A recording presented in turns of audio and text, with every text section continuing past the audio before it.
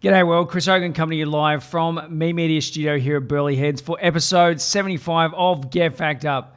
And today we're talking about the .au domain registrations that are becoming available in Australia. So you think I may have stuffed up there? No, I haven't. So basically a .au domain name is going to become available in Australia in the not too distant future.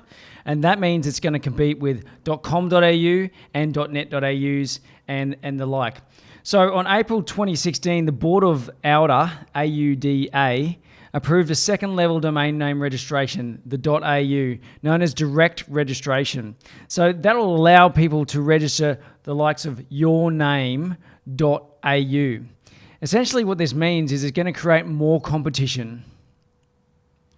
That is, if you had a .com.au name and potentially even the .net.au name, someone could potentially come in and register their name or your name.au and own that domain name.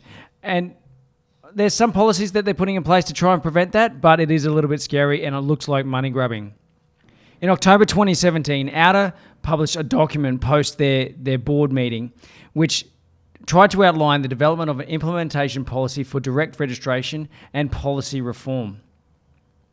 So essentially there's lots of questions that come out of that, and they are listed in the document. But some of the questions that we've come up with in-house are, why is this happening? And what is the process? And will I get priority if I already own a .com.au domain name or .net.au domain name? And how will competing claims be resolved? Who's my competition and what to do next? So why has this happened? Essentially, what's happened is AUDA feel that there's too many domain name squatters out there, domains registered for future products or services, and IP protection domain names registered without websites, and also monetizers.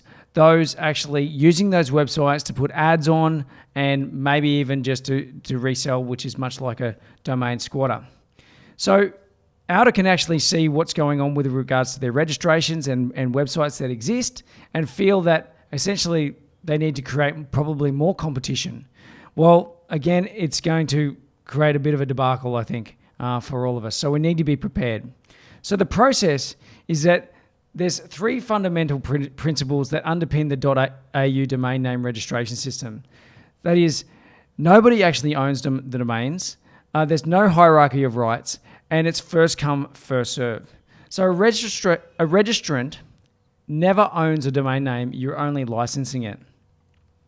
And secondly, a trademark owner has no better entitlement to a domain name than a business owner. So a registrant of domain name in one second level domain has no greater entitlement to the same name in another second level domain, that is .com.au and .net.au, for example. And the first person that applies to register a domain name will be entitled to register the domain name subject to the availability of the domain.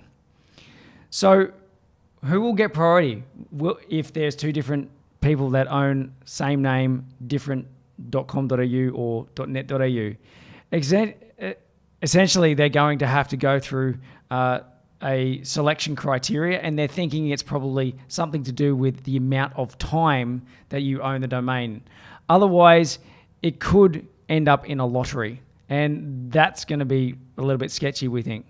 So one of the things that they're thinking of is that anybody that's registered their domain name before April 2016 and anybody that's registered after, so everybody registered before gets priority. Everybody registered after potentially doesn't.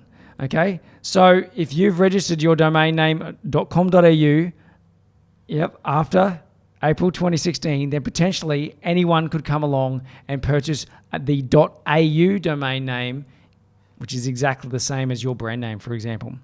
The other option is that they're looking at is a 3 to 6 month notification before the launch of the .au domains. And so therefore you would have that time frame to get in, like an early bird. This has been done before. So they're using previous countries, case studies to look at what's worked and what hasn't. And it happened and they're using New Zealand and UK cutoff dates and they're considering that those are the best ways to go forward, I think. So nothing is set in stone yet, so stay tuned to the end. How will competing claims be resolved? Outer are considering a longest continued registrant approach, which we just mentioned, and because the latter cutoff date, is better than basically a lottery, which we said was a bit sketchy. So the panel is working on the assumption that registrants of a domain name across all second-level domains registered at the cutoff date will be eligible for priority registration. So who's your competition?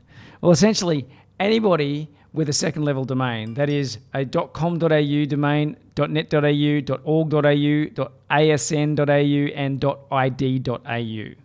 So you better start Googling your brand name and double-checking whether or not websites exist. Then you can actually go to WHO, that's WHO.is website, and do a search based on those domain names that you've found that you don't own. And you can determine whether or not maybe your parent company owns them, or maybe a family member of the owner of the company might own them, or something along those lines. But it is important to understand where you sit. So if you're concerned, then basically, you need to actually put in a written submission by the 4th of March 2018. So that can be email or written, and we're going to put details in the comments so that you can see those. Just keep in mind that all submissions that are put in via this method are considered public unless named otherwise. So if you want it to be confidential, then make sure you make it very clear. Otherwise, it could be published on a website.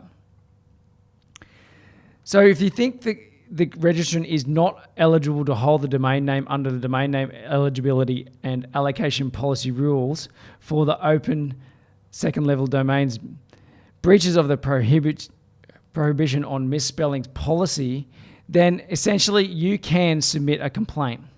So that is a link via the website, and we will include that in the comments as well. And also there's further reading available, which is a 27-page document and a 42-page document on links that we're putting in the comments as well.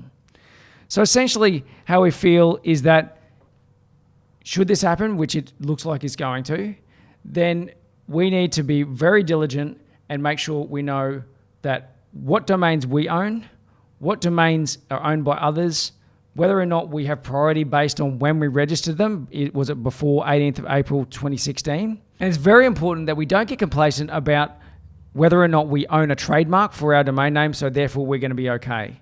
Okay, so even if we do own that trademark, it doesn't automatically give us eligibility for the .au domain.